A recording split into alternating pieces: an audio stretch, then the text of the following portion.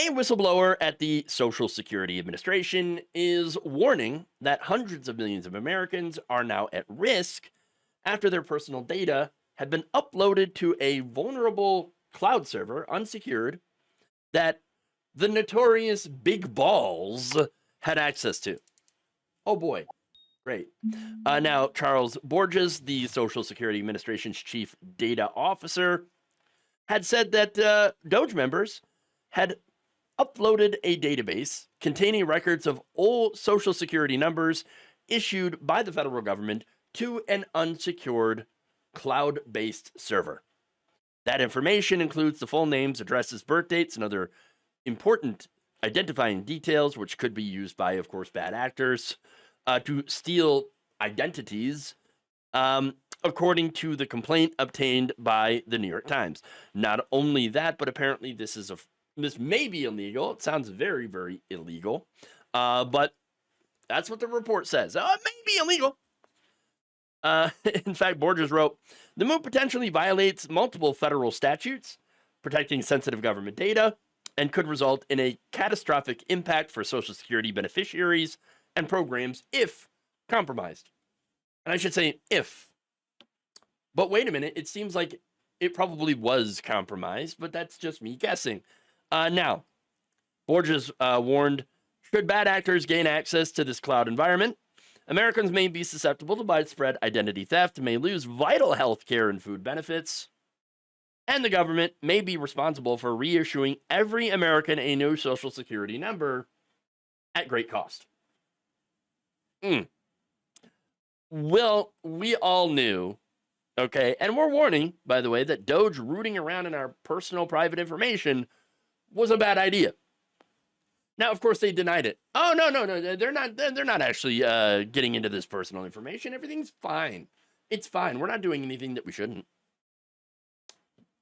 Oops. But thanks to the whistleblowers, we know that they copied our data. They put it onto this internal unsecured server that they were able to access without any oversight whatsoever.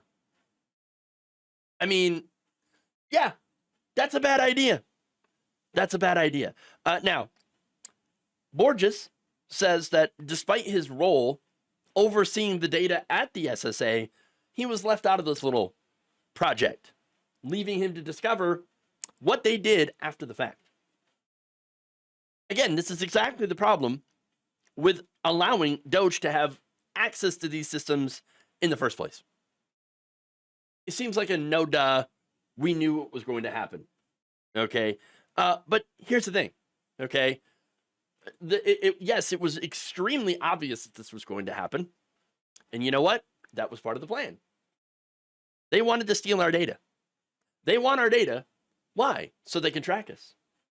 I mean, so they can hand over all of our personal private information to Palantir, which is Peter Thiel's company. Remember, one of the goals here, and I've talked about this before, the Dark Enlightenment thing, okay? One of the goals of the Dark Enlightenment is to create a surveillance state. Look, according to a 2025 anonymous letter from a group of self-identified former followers of this neo-reactionary movement, okay, it warned that they had advocated for techno-monarchism, okay? The techno-monarchism, a high-tech king, pretty much. Now, apparently, and again, I've talked about this before, in this Dark Enlightenment movement, city-states would basically be run by corporations. And every city-state would have a CEO, and then there would be essentially a king. King Trump.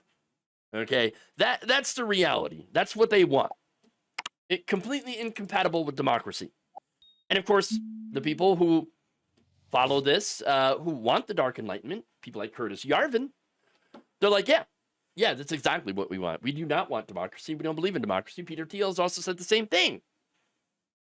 Now, in that system, the ruler, which would not be democratically elected, would use data systems, artificial intelligence, and advanced algorithms to manage the state, monitor the citizens, and implement policy, which of course would benefit the wealthy, because that's who would be running it.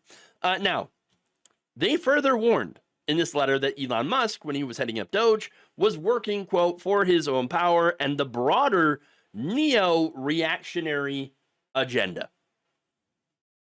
Yarvin himself had outlined his vision for San Francisco, where public safety would be enforced by constant surveillance, monitoring of residents and visitors via RFID chips. Yeah, genotyping, iris scanning, security cameras, and transportation, which would track its location and passengers and report all of that information to the authorities. You know, it is very interesting when you read about this, the neo-reactionary movement and their plans for a high-tech corporate surveillance state. It's funny that the same people who would fearmonger about, the vaccines, you see, they're filled with microchips that will track you. You know, Bill Gates, he's going to track everybody with the vaccines and the microchips. All those people who are freaking out about that are pretty silent about all this, about the whole dark enlightenment thing. I guess apparently they're okay with a surveillance state run by allies of Donald Trump. And speaking of allies of Donald Trump, by the way, J.D. Vance is a pretty big fan of Yarvin's writings, and he was basically bankrolled by Peter Thiel. Peter Thiel's J.D. Vance's biggest funder. And anyway, now, look, here we have now the DOGE boys that are out there stealing our personal data and putting it in a server that Palantir could easily gain access to, unsecured. I mean, who's to say they haven't already accessed it and took all that data? Now, Borges, his complaint was filed amid several lawsuits that have been trying to block these DOGE blunderkins from being able to have access to our personal and confidential data. According to the Times report, Edward Korstein, known infamously as Big Balls, would have also had access to the server. Okay, that's a scary, scary thought. Okay, look, I would trust the 15-year-olds that kicked Big Balls' ass with my personal data more than I would trust that data with Big Balls or anyone in that orbit. I'm just saying, that's how little trust I have in any of these people. DOGE, here's the thing. DOGE was one of those ideas. It was sold as one of those ideas that would sound okay in theory. Oh, yeah, I want to get rid of waste, fraud, and abuse. Yes. In reality, though, that was never the goal. It was really just a way to sow chaos into the federal government so they could tear it down for the benefit of billionaires like Elon Musk and Peter Thiel. Not only did Musk manage to get rid of all the people who could hold him accountable through the mass firings and the elimination of agencies, but on top of it, he managed to steal our personal data so that, you know, they could do whatever they want with it. I mean, you don't set something like this up if you didn't plan on stealing people's data to use against them at a later time. Look, at the end of the day, it's going to take years and years and years to basically repair the damage that the Trump administration has already done so far. And they still have a lot of time left to do more. And again, that's also assuming that we're ever going to get the chance to fix any of this.